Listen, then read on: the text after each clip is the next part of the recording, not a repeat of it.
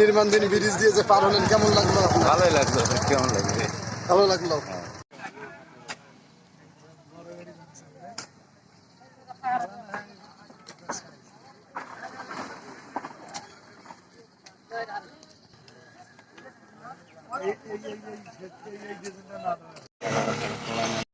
কেমন লাগলো?